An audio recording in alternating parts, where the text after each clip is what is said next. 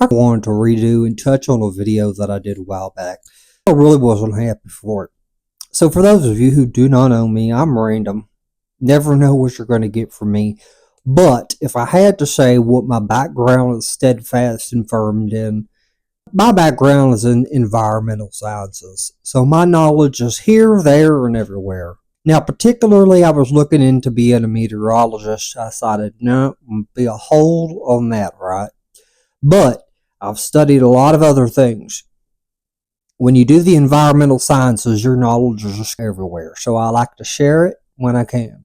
I saw this meme that was going over the giant squids. And this is one of those situations where I'm going to debunk it, but the truth is scarier than the actual meme. So they said that giant squids have teeth that are over an inch long. Now to start off with, right, giant squids do not have teeth. Squids in general, they don't have teeth. Neither do octopus, anything like that. They actually have a beak. So this beak is actually scratch-proof, dent-proof. It's virtually stronger than most of the polymers that we know, if not all of them, really. They are very just tough. Now, when they bite, they're just going to tear a chunk out of you. And it is so sharp, it is so strong, that pretty much when they bite you, it's like a hot knife cutting through butter. Now, if that don't scare you, their method of attacking, when a squid attacks its prey, first of all, they move in, and they've got two tentacles that are about twice the length of their body. They shoot those out, right? They have suction cups. So when they grab you, those suction cups also have teeth. They have hooks. So you're not taking that tentacle off. Even if you were to slice the tentacle off, you're not taking that off of you without tearing your flesh off with it. If that's not terrifying. There are actually whales with scars, not only from the beaks taking chunks out of them, but from the tentacles themselves. It's horrifying.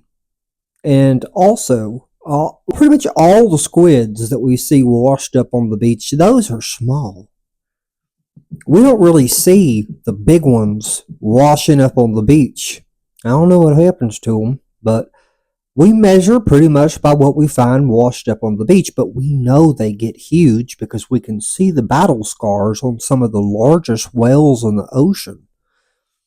So picture something big enough to spar with a whale and hold their own with the whale. You've got the whale biting off tentacles, fighting for its life hard. The biggest thing in the ocean. That's terrifying, right? And then you've got that beak to contend with. So that's the truth about the giant squid. And there's actually something bigger for it. Imagine you've got the giant squid, and then we find one that's bigger, and it's called the colossal squid.